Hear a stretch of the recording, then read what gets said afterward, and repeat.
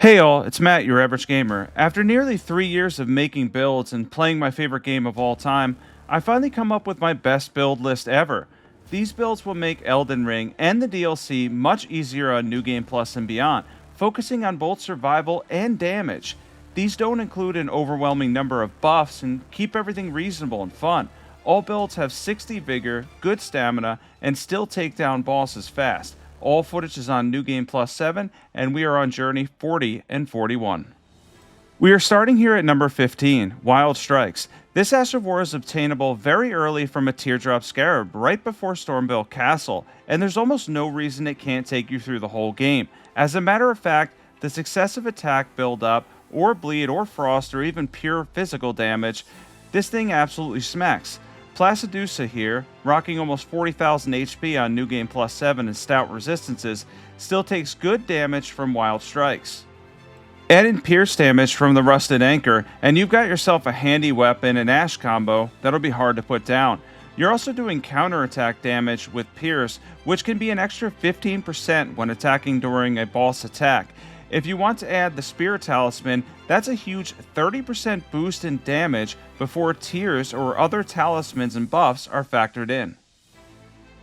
Now, we have 60 vigor for all the builds in this video, and we've got a decent amount of defense too. We're not going for incredible amounts of damage, but rather solid, very good damage while being able to take hits too. The big deal here is being able to survive, and if you can survive and take several hits on New Game Plus 7, which I will do throughout this video, then of course on any other New Game Plus cycle, since they would technically be easier, you could take even more hits and damage. I've built these very specifically to make them the best of balancing both survivability as well as the ability to take damage. These turned out really well in that regard, and I hope you end up enjoying all the builds in this video.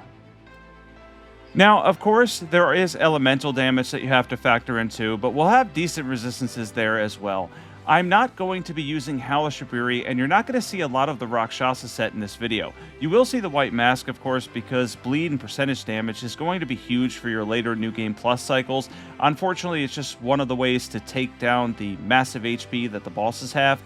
But we're not going to be taking a ton of damage ourselves, and instead, I've built these very intelligently in that manner. And the whole point of this is to really allow you, by the time you get to New Game Plus 7, you could easily be one hit with so many of the builds that you're going to see on YouTube, including my own. And it's just not going to work for a lot of players. Relying on RNG or specific things that you have to do quickly in order not to die is just not the best in my opinion, so I've crafted these in a different way. For this we have the Blood Rusted Anchor plus 25 with Wild Strikes. We're using the Golden Vow Ash of War. We have part of the Knights Cavalry set, Solitude set, and White Mask on. We have the Spirit Talisman, Rottenwing Sword Insignia, Shard of Alexander, Lord of Blood's Exaltation, Thorny Tear, Opaline Hard Tear, and we're using Boiled Crab as our body buff. Let's jump into stats. We have 60 Vigor, 17 Mind, 32 Endurance, 40 Strength. That's going to be 60 when you two-hand this, 15 Dexterity, and we have 50 Arcane. We aren't using any incantations for this build.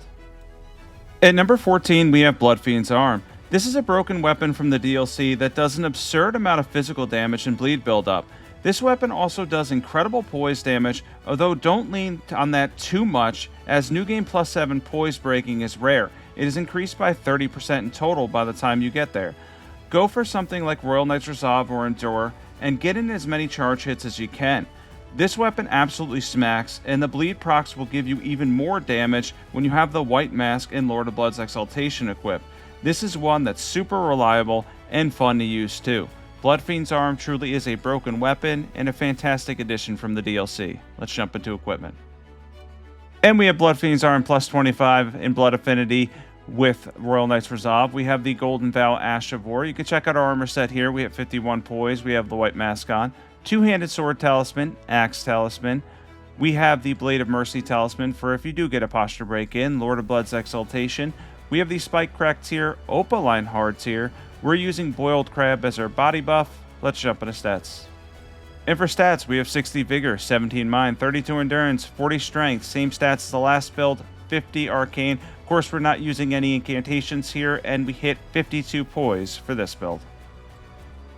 At number 13, we have the Giant Crusher, a powerful weapon that can one-hit bosses when buffed up like crazy. For this, though, we're only doing a few buffs, and mainly relying on its huge AR, that's attack rating, to take down bosses quickly.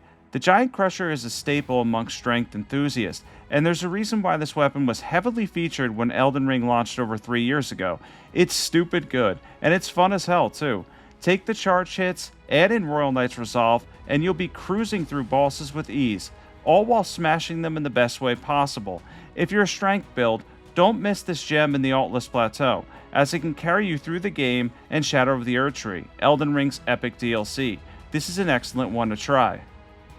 The Giant Crusher truly is the definition of a bonk weapon, and it's one you're absolutely going to want to try if you just want to hit things really hard. Let's jump into equipment, stats, everything you need to know for this powerful build. We have the Heavy Giant Crusher, plus 25 Royal Knight's Resolve. Any seal, we're using a couple buffs here. We have the Raptor's Black Feathers on, we hit 51 poise.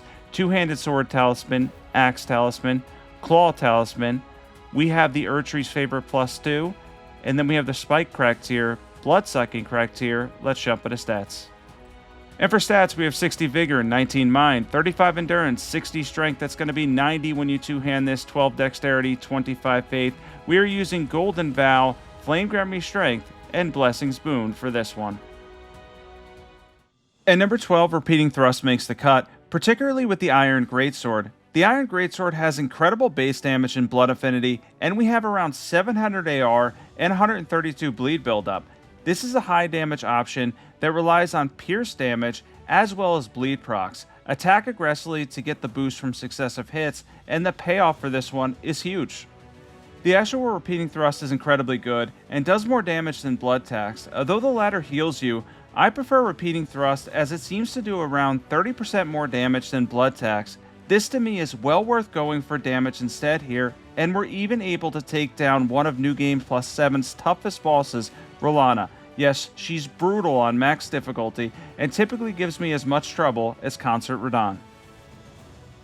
Again built for survivability, as we can dish out damage while still taking a good amount of hits.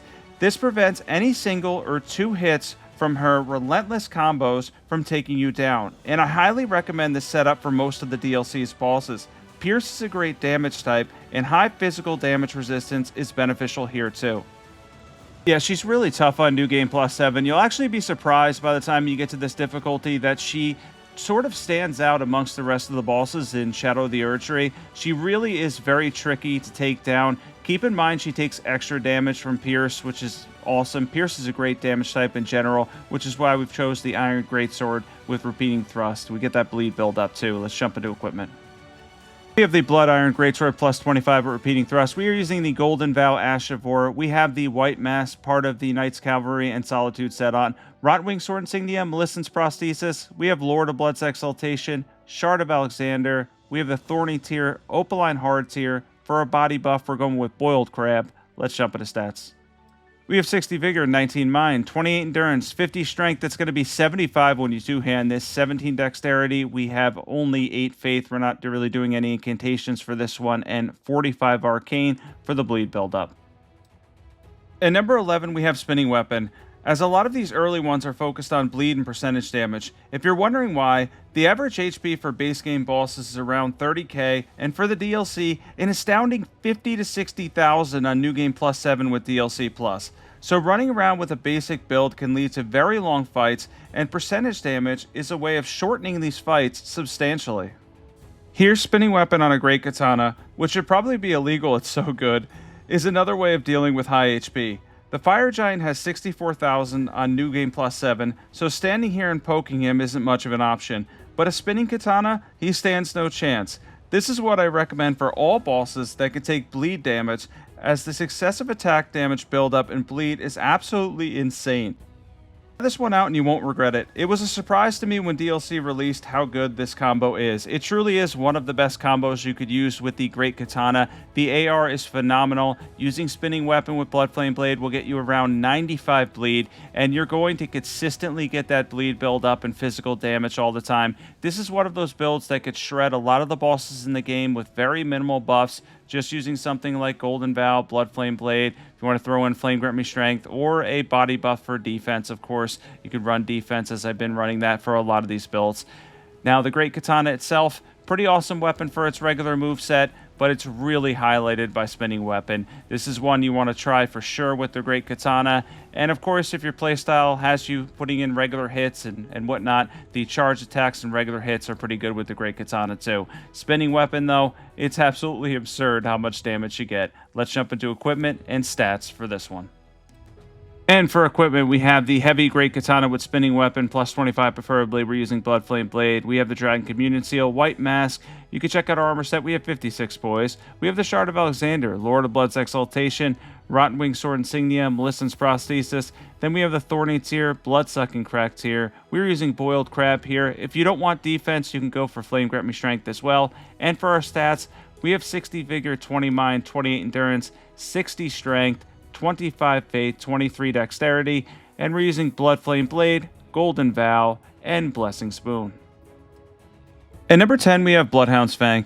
This one so easily makes this list just out of pure convenience. You can get this in Limgrave, and I have an early game guide for it. I'll leave it in the description.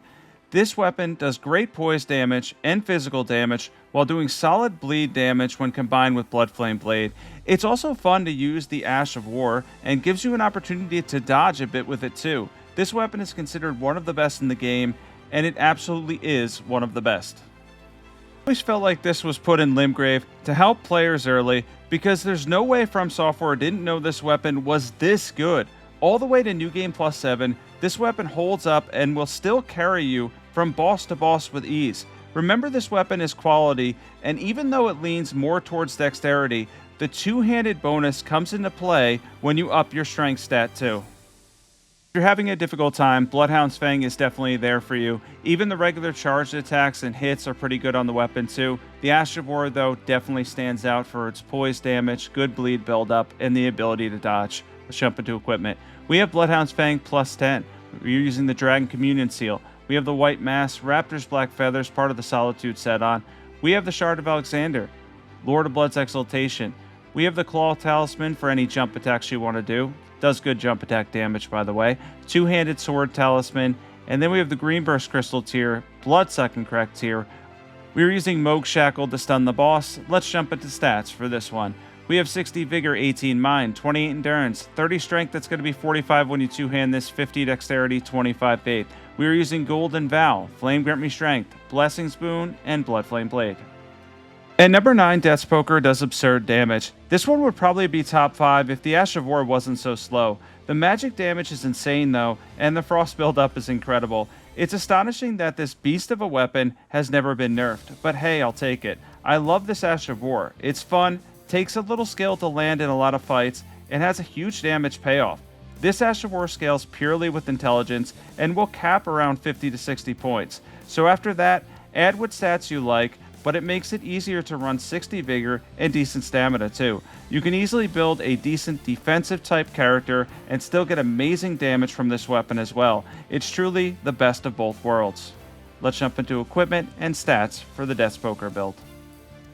We have Death's Poker plus 10, any staff for Terra Magica. You could use any seal for whatever buffs you're using.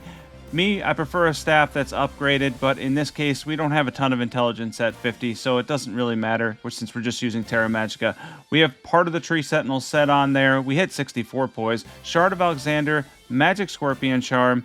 We have Dragon Crest Great Shield Talisman. We have the Erdtree's Favorite plus 2. Then we have the Magic tier, Bloodsucking Crack tier. We're using Boiled Crab as our body buff, Sleeping Pots to stun the Godskin duo. Let's jump into stats. 60 Vigor, 22 Mind, 28 Endurance, 16 Strength, 17 Dexterity, 50 Intelligence, 25 Faith. We're using Golden Vow, Blessing Spoon, and Terra Magica. At number 8, my favorite regular Ash of War makes the cut, Ice Spear. After probably making hundreds of builds for Elden Ring, from cosplay builds to fun builds to sensible ones like these, I rarely find ashes that are as reliable as this one. It does poise damage, frost buildup, and magic damage. It's also incredibly quick too. Oh, and did I mention that it scales with both intelligence and dexterity? So you could run it in magic, cold, or keen affinity, depending on how you want to build around it. Running this as a dexterity build is great because you can switch from something like a katana build right into Ice Spear if you're struggling. If you're a mage, you have this as an option too. I like the Guardian Sword Spear here for its insane base damage, and I love the ability to use this quickly and make some of the toughest fights more manageable.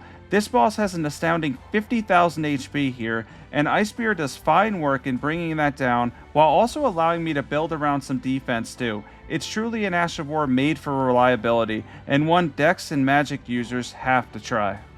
Yeah, I can't recommend this one enough, and I have an early game build guide for this. I'll leave that one in the description as well too. For those just starting out or jumping into Elden Ring now, which honestly I'm jealous of you at this point because my first run through this game was phenomenal.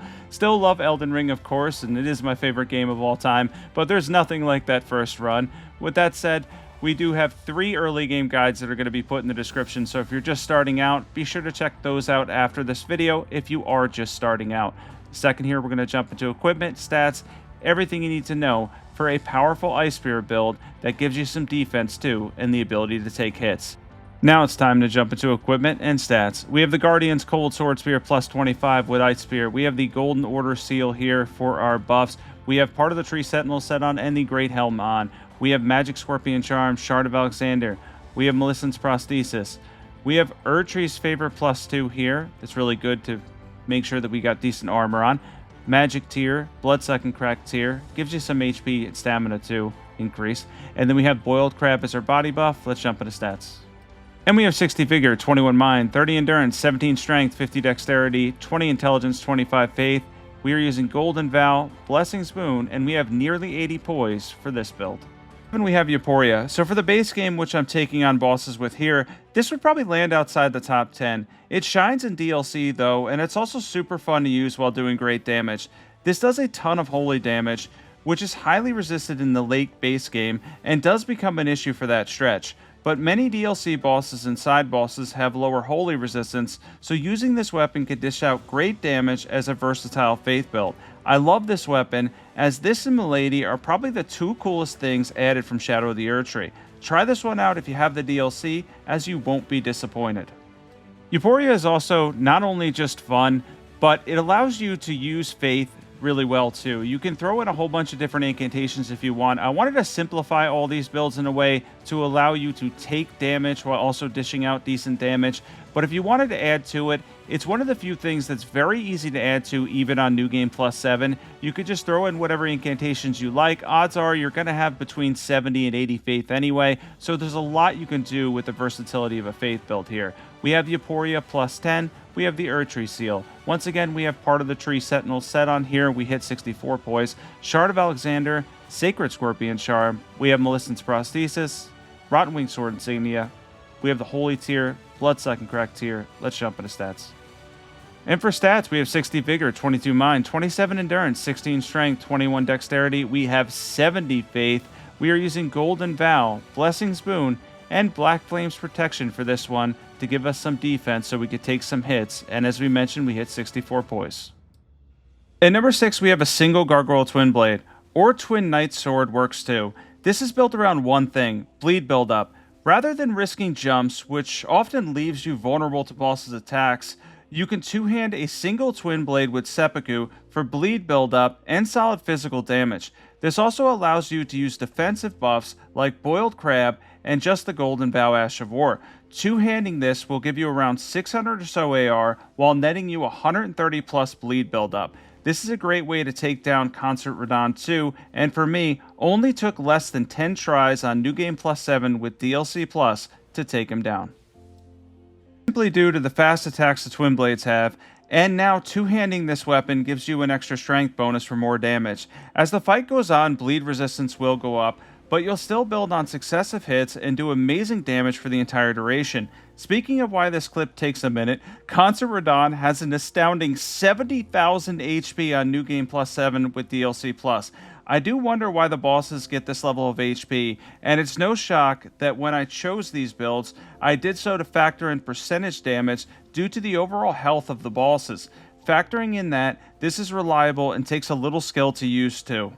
This is definitely an option if you don't want to do the jump attack bleed builds and you want something where you could use more of a weapon's moveset, still get the bleed build up and damage, and you'll still be able to take down bosses pretty fast with a build like this one, rather than consistently doing jumps and spamming the same buttons over and over again. If you mix in charge attacks, that's good too, but also factor in you're not going to get a lot of posture breaks no matter what you use, because Concert Radahn's posture is going to be around 200 at this point, which is incredibly high. Yeah, that's how high boss's posture gets as you get to New Game Plus 7. So it does get difficult to break them. You don't have to focus too much on charge attacks, but the charge attacks on the Gargoyle's Twinblades, that will actually build on successive hits. So that is a plus there too. All right, on another note, I want to mention real quick, if you're not subbed to my channel and you're enjoying my content, be sure to hit that subscribe button. Still going to be covering Elden Ring. Of course, Night Rain's going to be a distraction. That's why I wanted to do this video before then. A lot of people were asking for New Game Plus 7 builds or how to get through New Game Plus 7 again. That's why I put this together. New Game Plus and beyond, this pretty much works for, and even, for the most part, the end of the base game as well. With that said, though, I want to state that if you're subscribing, be sure to jump in for some Night Rain content, because that's going to be coming up soon. And of course, regular Elden Ring I'll still be covering here and there. I probably get distracted a little bit at Night Rain's launch, of course, because it's a new game and we're going to be checking it out. We're getting groups in the Discord too, so be sure to join that also. That will be in the pinned comment below.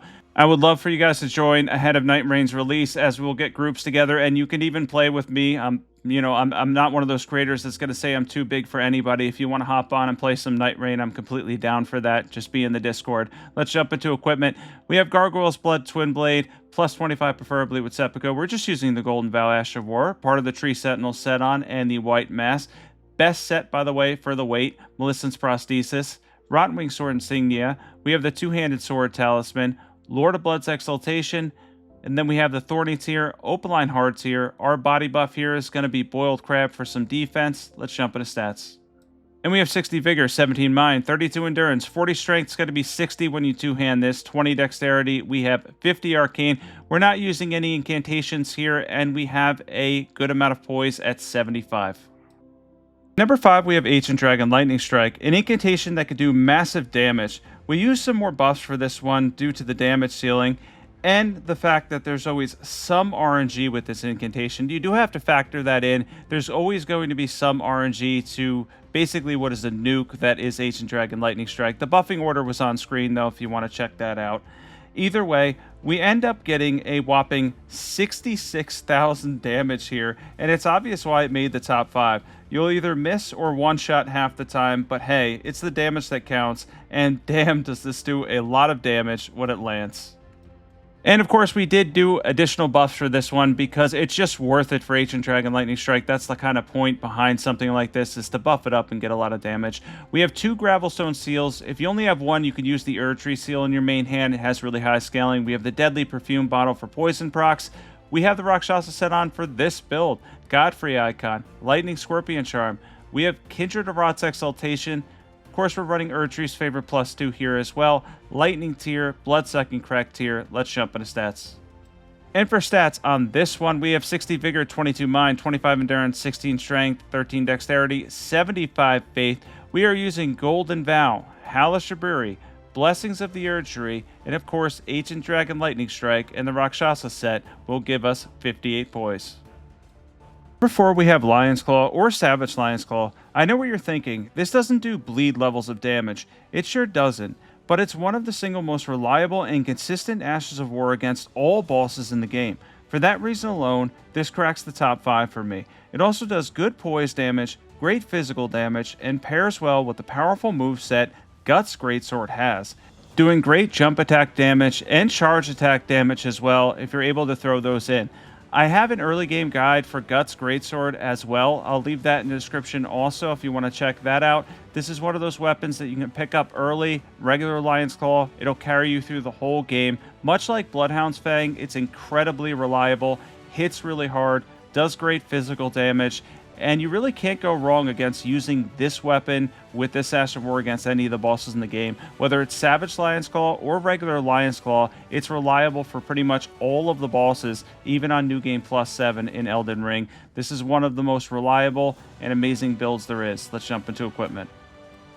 And we have Heavy Guts Greatsword with Savage Lion's Claw, any seal for buffs. We have the Raptor's Black Feathers. You can check out our armor set here. We hit 52 poise. We have the Shard of Alexander, Two-Handed Sword Talisman. We have Dragon Crest Great Shield Talisman, Erdtree's favorite +2. We have Greenburst Crystal tier, Bloodsucking Crack tier. Let's jump into stats for this one. For stats, we have 60 Vigor, 19 Mind, 35 endurance, 60 strength, that's going to be 90 when you two-hand this, 12 dexterity, 25 faith, golden vow, flame grant me strength, and blessings boon. At number 3, we have jumping bleed builds, and for me, I pick the Scavengers every time at 150. If you're between 160 and 200, the Gargoyle Twinblades are great, and at max level, the Bandit curved swords have the highest AR and blood affinity of any curved sword. The Scavs shine at lower levels, having to only invest in Arcane. This allows us to have 60 vigor, good stamina and defense, while dishing out massive bleed and physical damage.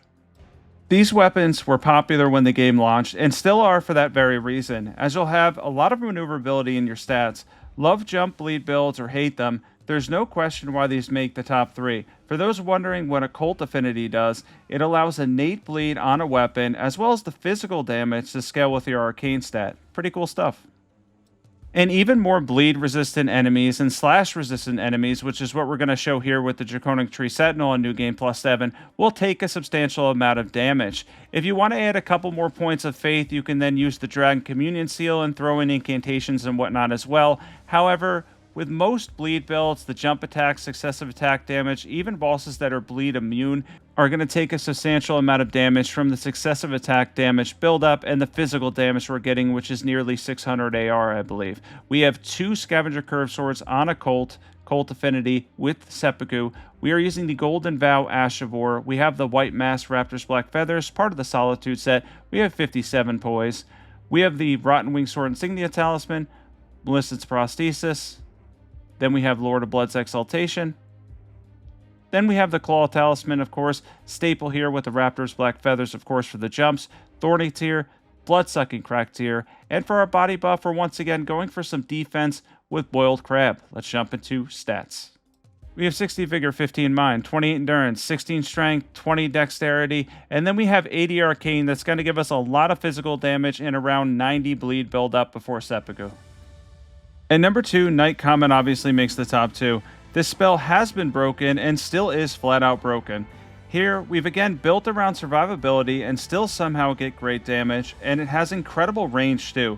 I couldn't enjoy Night Comet more as a convenient spell. If you're ever stuck, there's always Night Comet. Bosses also don't see Night Comet. Keep in mind, after being hit, they may move. But the act of casting Night Comet does not trigger a reaction from bosses, another reason why this made the top 2. Not a ton of explaining needed for this one, as when you try it out, you realize very quickly this can always carry you. Yeah, Night Comet is one of those things you can turn to automatically. If you're having difficulty with any of the bosses in the game, aside from a very few that are magic resistant, you're pretty much going to absolutely destroy with Night Comet. And even not doing a ton of buffs here, just rocking a good amount of intelligence and the Golden Vow Ash of War and whatnot and going for a little bit more defense, we're still able to get really good damage. Doesn't take too many of these. Costs a decent amount of FP, sure, but it is a spell that packs an absolute punch. And much like number 1 on this list, which you probably already know what it is, this could easily carry you. Let's jump into equipment and stats. And we have 2 Staffs of Loss, plus 25 for the one that you're casting with. They get a 30% boost each, 60% in total. Golden Vow Ash of War. We have the Rakshasa set and Bligh's Chest Piece on, Godfrey Icon, Magic Scorpion Charm, Graven Mask Talisman, Graven School Talisman, Magic Tier, Blood-Sucking Crack Tier. Let's jump into stats. And we have 60 Vigor, 23 Mind, 27 Endurance, 16 Strength, 14 Dexterity, 70 Intelligence. We are using Terra Magica and Night Comet, and of course we already mentioned the Golden Vow Ash of War. We have 59 Poise for this build and 60 Vigor too. Number 1, the most obvious one is here, the Blasphemous Blade. Literally has an Ash of War that's like spamming a damaging health blast. This weapon is downright ridiculous. You'll be healing while doing damage, and if you built it tankier like I did here, you'll end up being able to take a lot of hits on New Game Plus 7 as well. I built all these so you can survive the challenges of New Game Plus 7, finally tuning stats and buffs for this video to make them the most viable they've ever been, and it's easy to see why the Blasphemous Blade is number 1. It truly is the definition of an easy mode. You can literally use this Ash and pretty much walk through the entire game. Aside from a few fire-resistant bosses, the Blasphemous Blade truly shines. There's absolutely no reason for this not to be number 1. Of course, I wish I could change it up from this spot, but you really can't because it truly is the easiest weapon to use in the game. And honestly, I've really never talked to anybody who struggled with this one. Let's jump into equipment. We have the Blasphemous Blade plus 10. We have the Erdtree seal. We have the entire Tree Sentinel set on here, which is the best armor set for the weight. I mentioned that earlier. Shard of Alexander, Fire Scorpion Charm. We have the Talisman of the Dread, Erdtree's Favorite plus 2. And then we have the Flame tier, Blood Sucking Crack tier. Let's jump into stats. And for this one, we have 60 Vigor, 25 Mind, 35 Endurance, 16 Strength, 15 Dexterity. We have 60 Faith. We are using Golden Vow, Black Flame's Protection, Blessings of the Erdtree, and we have 82 Poise. After watching this guy fall down the elevator in yet another creative way, he has a way of appearing in some of my videos. I want to state that this was really fun to go back and make this sensible. I'm hoping the people that enjoy less buffs, more defense, and some skill enjoy the builds crafted here. Elden Ring is a challenging game, and it's okay if you need help. After all, a lot of us need help at some point, and a lot of these builds are going to do that for you. Thanks for watching this one. Thanks for tuning in, and thank you for nearly 46,000 subscribers. When I started this, it took me nearly 3 months to get my first 100 subs, and look at us now. If you're ever wondering if you could do something, the first step is trying. I never thought I'd make it this far, but I'm glad I stuck it out. I've met tons of amazing people and love this community. Be sure to subscribe, and let's get ready for Elden Ring Night Reign in 2 weeks. This has been an incredible journey overall. Honestly, it has absolutely been a blast making these videos and doing these. Hopefully these builds help out. There's the journey at the end, journey 40 and 41 on my Xbox character, Banished, that I jumped on for this. I will catch everybody in the next video.